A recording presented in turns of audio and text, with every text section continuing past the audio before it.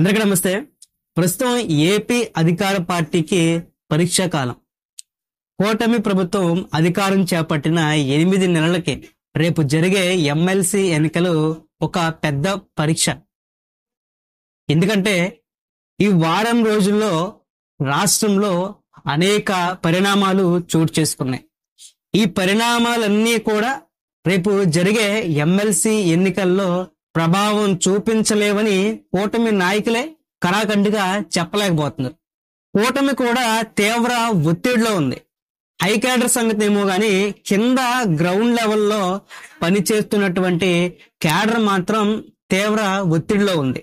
అయితే ఇక్కడ ఒకటి అనుకోవచ్చు, ఈ ఎమ్మెల్సీ ఎన్నికల్లో వైసీపీ పోటీ చేయట్లేదు కదా, అందరూ అధికార పార్టీ వైపే మొగ్గు చూపుతారు అని అనుకోవడానికి లేదు. వైసీపీ ప్రత్యక్షంగా పోటీ చేయకపోయినా పీడీఎఫ్ అభ్యర్థులకి వెనక నుంచి సపోర్ట్ ఇస్తుంది. అయితే గ్రౌండ్ లెవెల్లో ఎలా ఉంది, దీని గురించి ఏమంటున్నారు, కూటమికి ఏర్పడిన సమస్యలు ఏంటి అంటే, ఈ గ్రాడ్యుయేషన్ ఎన్నికలు ఎవరైతే 2024లో జగన్ని ఓడించడానికి తీవ్రంగా పనిచేశారో ఉద్యోగోపాధ్యాయులు, వారికి సంబంధించినటువంటి ఎన్నికలు. ఏ సమస్యలైతే జగన్ని ఓడించడానికి కారణమయ్యాయో ఆ సమస్యలు కూటమి ప్రభుత్వం వచ్చాక కూడా పరిష్కారం కాలేదు. పిఆర్సీ కానివ్వండి, డిఏ విషయం కానివ్వండి, ఇంకా అనేక సమస్యలు, ఇవన్నీ కూడా ఒక కొలిక్కి రాలేదు. అందులో కొంచెం అసంతృప్తిగా ఉన్నారు ఉద్యోగ ఉపాధ్యాయులు. ఈ ఓటర్లందరూ కూడా నోరున్న సెక్షను, పవర్ ఉన్న సెక్షను, సంఘాల మీద నడిచే సెక్షన్, వీరంతా కూడా ఈ ఎమ్మెల్సీ ఎన్నికల్లో కీలకమైనటువంటి రోల్ వీరిది ఉంటుంది. ఇదొకటే. ఇక రెండోదిగా చూస్తే మెగా డిఎస్సిలో కొంత ఆందోళన ఉంది. ప్రభుత్వం ఈ ఎమ్మెల్సీ ఎన్నికల తర్వాత డిఎస్సి నోటిఫికేషన్ ఇస్తామని చెప్పినప్పటికీ ఇక్కడ మళ్ళీ కూటమికి సపోర్ట్ చేస్తే గెలిచేశాం కదా అని మాట దాటేస్తుందేమో, డిఎస్సి ఇవ్వరేమో అని వాళ్ళల్లో కొంత ఆందోళన ఉంది.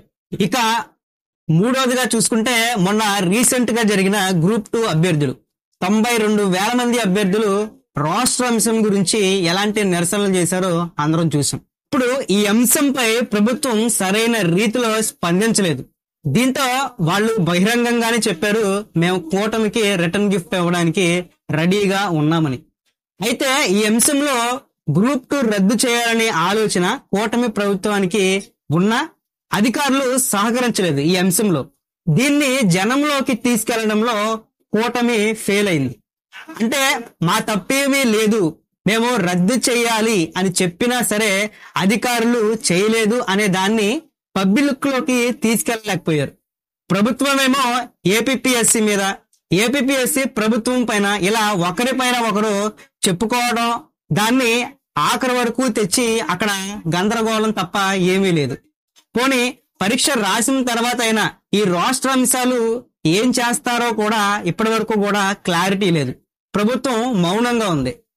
సో ఆ ఎఫెక్ట్ అంతా కూడా రేపు జరగబోయే ఎమ్మెల్సీ ఎన్నికల పైన పడే అవకాశం ఉంది. ఇవి నేను చెబుతున్నటువంటి అంశాలు కాదు.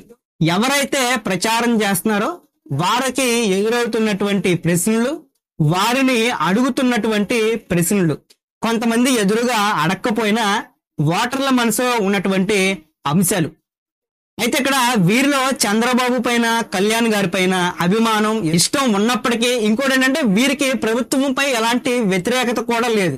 వీటికంటే కూడా వారికి వచ్చినటువంటి సమస్యల పైన ధీటుగా పోరాడే వారి వైపు ఉండాలని అనుకుంటున్నారు. సో అధికార పార్టీకి ఓటు వేస్తే అధిష్టానానికి అణిగిమణిగి ఉంటారు. అదే పీడీఎఫ్ అభ్యర్థులకు గనక ఓటు వేస్తే తమ గళాన్ని మండలిలో వినిపిస్తారని, ఇందాక చెప్పుకున్నటువంటి అంశాలు ఏవైతే ఉన్నాయో అవి పరిష్కారం కావాలి అంటే కూటమికి వ్యతిరేకంగా ఓటు వేయాలని చాలా మంది ఓటర్ల భావన. ఇంకోటి, ఇక్కడ కూటమికి ఆపోజిట్ గా ఉంది వైసీపీ వాళ్ళు కాదు. వైసీపీ మద్దతు వారికి ఉన్నప్పటికీ కూడా వీరు ఉపాధ్యాయ సంఘాల ప్రతినిధులు. వాళ్ళ నాయకుల్ని గెలిపించుకుంటే వారి తరపున పోరాడతారని ఉద్యోగోపాధ్యాయుల ఆలోచన. అయితే గతంలో చూసుకుంటే జగన్ అధికారంలో ఉన్నప్పుడు, ఇంకా అధికారం 1.5 సంవత్సరం ఉందన్నప్పుడు ఈ ఎలక్షన్లో వచ్చాయి. అప్పుడు జగన్ పై తీవ్ర వ్యతిరేకతతో వైసీపీకి అగనిస్ట్ అయ్యారు. కానీ ఇప్పుడు కూటమి ప్రభుత్వం ఏర్పడి కేవలం 8 నెలలు మాత్రమే అయ్యింది. ఇప్పుడు మళ్ళీ ఎమ్మెల్సీ ఎలక్షన్లు వచ్చాయి. అయితే కూటమి ప్రభుత్వం ఏర్పడి కేవలం 8 నెలలే కదా అయ్యింది, చూద్దాంలే, వెయిట్ చేద్దాం, చేసే ఆలోచనలో ఉన్నారేమో అనే భావనలో కూడా కొంతమంది ఉన్నారు. అయితే వీటన్నిటిని దృష్టిలో పెట్టుకుని ఎప్పుడైతే ఎమ్మెల్సీ ఎన్నికలు మొదలవుతాయని అనుకున్నారో అప్పటి నుంచే మంత్రి నారా లోకేష్ సంఘాలతో భేటీ అవడం, సమావేశాలు అవడం, వారితో ముచ్చటించడం, వారి సమస్యలు తెలుసుకోవడం లాంటివి చేస్తూ వస్తున్నారు. దాని తర్వాత ఎమ్మెల్యేలు కూడా రంగంలోకి దిగి ఎక్కువ మంది ఓటర్లని కలిసి ప్రచారంలో పాల్గొంటున్నారు. అయితే పైన చెప్పినటువంటి సమస్యలు ఏవైతే ఉన్నాయో ఆ సమస్యలన్నీ ఓటుగా మారితే కూటమికి దెబ్బగానే ఉంటుంది. అసహనాన్ని లోపలే ఉంచుకొని కొంచెం సమయం ఇద్దామని అనుకుంటే కూటమి ఊపిరి పీల్చుకున్నట్టే. సో మొత్తం మీద దాదాపుగా 6,50,000 ఓటర్స్ అనుకుంటా మొత్తం మీద ఉన్నది. సో వీరి తీర్పు ఏంటి అనేది, ఈ తీర్పు కోసం అంతా ఉత్కంఠంగా ఎదురు చూస్తున్నారు.